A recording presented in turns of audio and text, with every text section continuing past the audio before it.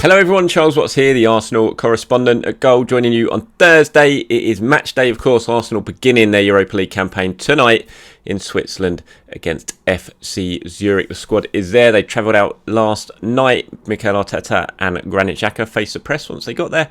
And the game gets underway 5:30pm UK time later today. So, how are Arsenal going to get on this season in the Europa League? Feels like unfinished business in this competition. Obviously, there was no European football last season. We all missed it. Yes, we'd rather be sitting here right now talking about the Champions League. It didn't happen, but Arsenal are back in Europa League. And like I said, for me anyway, I don't know what you guys feel, but for me, there feels like unfinished business in this competition. Arsenal have been so close, twice in the semi-final, once in the final. They haven't managed to get themselves over the line. Can they do it this season? They can. Of course, you guarantee yourselves Champions League football. So Arsenal should be putting everything into this competition. For me, yes, the Premier League is obviously the priority, but I really think Arsenal needs to target this competition. I think they will as well. Mikel Arteta at his press conference yesterday was asked about the fact that Arsenal haven't won a European competition in 30 years, which is mad. Been in finals, obviously, during that time, but haven't managed to win them. In fact, they've been in what? I've been to 3 finals, seen us lose all of them. Twice in Paris and once in Copenhagen. So they've been close, but haven't managed to get themselves 4 finals. Sorry, I forgot about Baku. Seen them all, been there for all, lost them all. So I think the one I didn't go to, we won in Copenhagen against Parma. So I think if we do get there this season, I should probably stay put and not head over. But anyway, he was asked about that, and he said, "Look, I hope I'm the one who ends that record because it is too long, and there's no doubt about it is, and it's such a big prize at the end of it. Yes, hopefully Arsenal can go on and get themselves top 4 in the Premier League anyway, and get themselves back in the Champions League, but." You know, who doesn't want to win a trophy, and what a way to qualify for the Champions League that would be, to go and win the final this year. Obviously a long way away from that. We're just starting out, 6 group games to come tonight against FC Zurich. Then there's a match against PSV and Bodo to come. Hopefully Arsenal will book themselves a comfortable spot through, but you can't take anything for granted. Look at Liverpool last night. I mean, granted, they were playing Napoli, a very good side, but an absolute hammering they took over in Naples, leaving themselves not with loads to do because it was only the first game, but still you want to get off to a good start. Liverpool couldn't do that yesterday, but hopefully Arsenal can today in Zurich. He's taken a strong squad, Mikel Arteta, not too many players, just a few of the injured guys who are missing. This is what he had to say when he was asked why have you taken such a strong squad. He said, we don't have that many players available, unfortunately, because of injuries we've picked up in the last 2 weeks. This is a competition that we want to take very seriously against an opponent that's going to make life very difficult for us. We want to start the competition the right way and maintain our momentum. Now, I wrote a piece today for Goal that's gone live at the moment. I'll just put it out on my social media, actually, if you want to go and have a look at it afterwards, looking at the players who could benefit most from the group stages, because Mikel is going to make changes, there's no doubt about it, but I don't think he's going to make absolute wholesale changes. I spoke about this on a video earlier on this week, how Mikel always surprises us when we go to these sort of games in the League Cup or the Europa League, when we're kind of expecting 11 changes. It never quite works out, and I think he'll do the same tonight. I still think we'll see a few of the players from the Premier League in that 11 today, but there's certainly a lot of players who will be given the chance to impress, and I'm looking forward to seeing a lot of them. Vieira, Marquinhos, if Marquinhos starts, that is. But certainly Vieira, Nketiah, he's looked really sharp so far this season. Going to be looking forward to see what he can do from the start, because I'm pretty sure he'll start tonight. I can't imagine Jesus will. Tierney needs a proper run. Tomiyasu needs a proper run. So a lot of these players are going to really look to take advantage of the Premier League, and hopefully we will get to see Marquinhos as well and see what he can do on the right-hand side at some point, even if it's just off the bench tonight. Matt Turner as well. Lots of eyes going to be on him. I think a lot of fans have got kind of suspicions with him at the moment that potentially he's not that great because of some of his performances in pre-season. I'm sure he'll be aware of that, and he'll want to put in some good performances now, and I think we're all fully expecting him to get a start over Aaron Ramsdale today. I will do my predicted 11 at the end of this video, so keep your eyes out for that one. I think the player I'm most looking forward to seeing tonight, I think it's got to be Fabio Vieira. I'm sure he'll start. I'll be very surprised if he doesn't. He finally got his first few minutes in an Arsenal shirt at the weekend against Man United. Came on just at the wrong time. Obviously, United made it 3-1 pretty much straight after that triple substitution. The game was over. But even so, I thought in that short time, I think it was 15, maybe 20 minutes, he did impress, and he was good on the ball. One brilliant pass to Martinelli, which nearly led to a Martinelli goal. You know, it would have been a fantastic assist had Martinelli been able to turn it in. And I'm just looking forward to seeing what he can do. You know, this is a £30 million player, a player who I think caught us all by surprise when that signing was announced. No one was expecting it. No one had really got any wind of it. and then suddenly bang, it was announced he was coming to Arsenal, and it captured everyone's imagination. Everyone that I've spoken to about him over in Portugal, people that I absolutely respect their football opinions, have been assured me, look, he is a very, very good player, and you will like him at Arsenal. And Mikel was talking about him yesterday. He was asked about him in the press conference, and he said, he was talking about why he signed and that sort of thing. He said, we were looking for players that could play in 3 positions in the front line and in the attacking midfield positions. We were looking for very specific qualities in the market, and when I saw him, I really liked what I saw. Straight away, I was convinced that he was a player who could help take us to the next level, and that he had the right personality and character to play for our club. It's a shame we detected an injury when we were doing the medical. He had no pre-season and everything has been delayed, but hopefully you're going to see a lot more of him in the next few weeks, and I'm sure that you'll enjoy it. Certainly from the little glimpse we saw at Old Trafford, he certainly looked like one of those players that we will enjoy watching, and I can't wait to see him because I'm pretty sure he'll start tonight. He's going to get lots of game time over the next few weeks in the Europa League, and probably more in the Premier League as well, and it's just going to be good to see what he's like. He's almost felt a bit like a forgotten player, hasn't he? Because he had no pre-season, because he's been injured from the moment he signed. Everyone kind of forgets about him a little bit. It's going to be intriguing, first of all, where he plays tonight. Is he going to play on the right-hand side of the attack where he played for the under-21s when Mikel went and watched him, or is he going to come into one of the central areas potentially as a replacement for Martin Odegaard if Odegaard has a rest tonight and is only on the bench? His best position from people that I've spoken to certainly is more central area.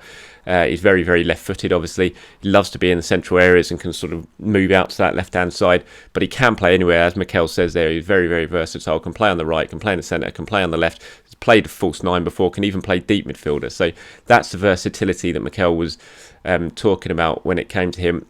I watched him when he played, I can't remember who it was against for the under-21s. It might be Manchester United, I can't remember.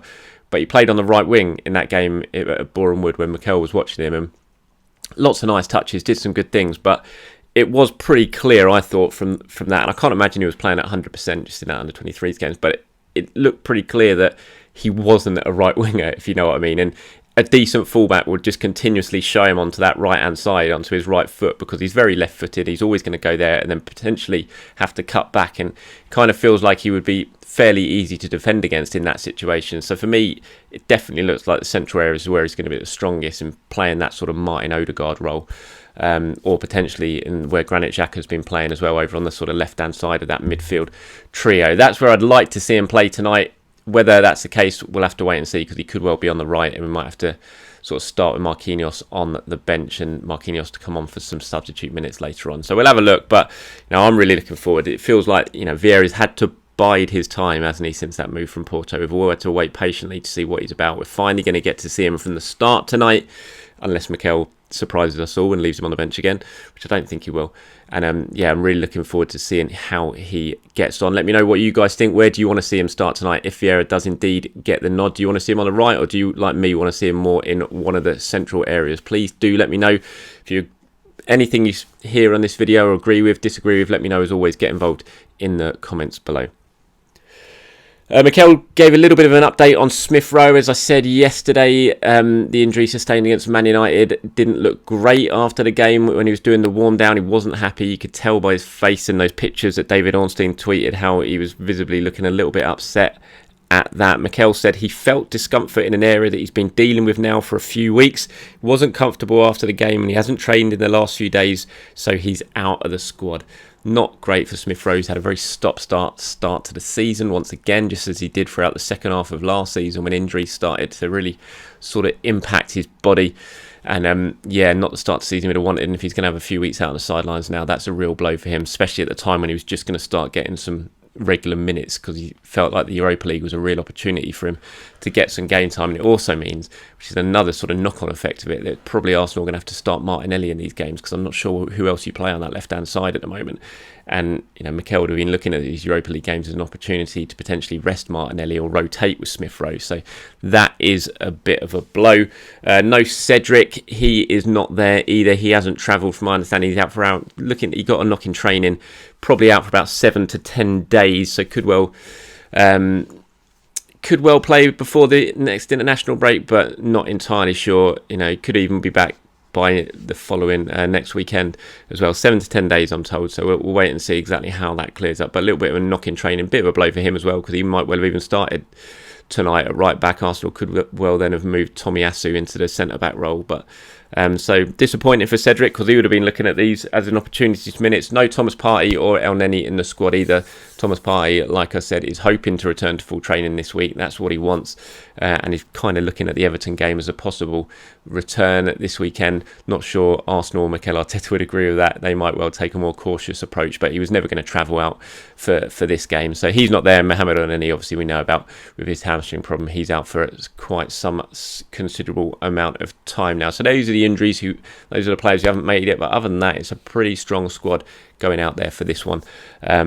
And yeah, interested to see exactly who starts. Like I said, I'll do my predicted 11 a little bit just at the end of this video.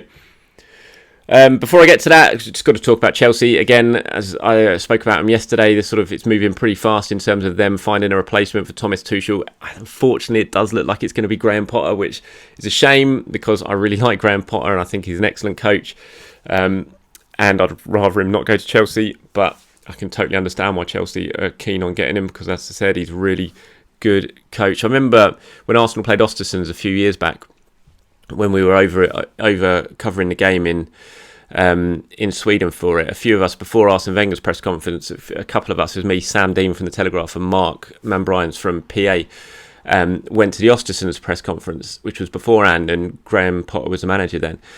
And after they did a press conference, me, Sam and Mark went into the sort of side room with Graham Potter just for a sort of interview chat on our own. And we spent about half an hour in there with him talking about loads of stuff about, just football, Arsene Wenger, his story of going to Sweden. And sometimes you just listen to people and you think, yeah, you're really, really good. You're really impressive. And I just remember coming out of that chat, coming out of that discussion with him and just thinking, this guy he's got something. You could just tell, you knew by his presence, by the way he spoke, you could tell that players would respect him and when he spoke to them. And I've absolutely no surprise whatsoever that he's gone on and done what he's gone on to achieve since leaving Östersund and coming over to England. And for Chelsea, I think it's going to be a really good appointment. Whether he's going to fit in there, whether it's a good move for him, I'm not sure. It's one that you can't really turn down, can you? If you're a Brighton manager and you get approached by Chelsea with that squad, with that money to play with, Champions League football, it's very hard to say no to, because who knows when a chance like that's going to come up again. But you just look at how Chelsea operate, how ruthless they are, and how much of a rebuild almost they're going to need to fit into Potter's style. He's going to be needed to give him time, and Chelsea giving time to people doesn't tend to go hand in hand. So we'll wait and see how that progresses, but it certainly looks like Graham Potter will be in charge of Chelsea pretty soon. Okay, so predicted 11 now for tonight's game. Like I said, this is just me predicting, trying to guess what Mikel Arteta is going to do. This is not what the 11 necessarily that I would want or that I have information saying is going to start the game. It's just me trying to predict what Mikel's going to do. So Turner in goal, I think that's a given. I reckon we're going to see Tomiyasu at right back, certainly needs minutes. I'm going to go with Rob Holding and Gabriel as the centre backs. I mean, Holding I'm sure will start, then it's a case of who starts alongside him, and I just think he'll start on the right because Gabriel's the only left-sided player. I think he'll probably come in. I mean, he might move Holding over to the left and play Ben White at centre back, but I'm going to go with Tomiyasu at right back, Holding and Gabriel as the centre backs, and Kieran Tierney at left back. Then the midfield I'm going for Sambi Lokonga. I think he'll start in that sort of holding role. Then Granit Xhaka returning to Switzerland, obviously playing in Switzerland. He was up doing the press conference yesterday with Mikel Arteta. I think he'll start in his usual position, and then I'm going to go with Fabio Vieira next to him in that midfield three. So the three of Lokonga, Xhaka and Vieira. Then I'm going to go Marquinhos on the right, Eddie Nketiah at the centre forward, and Gabriel Martinelli on the left. So that's my predicted 11. Obviously, I'm pretty sure that will be wrong. We could well see Vieira play on the right hand side, and Marquinhos have to play on the bench, start on the bench, and maybe Odegaard starts in that midfield three. But time will tell. 5:30 p.m. kickoff today, so keep your eyes peeled for that match, and I hope you enjoy it wherever you're watching it around the world. And have a very good Thursday, one and all. Speak to you soon.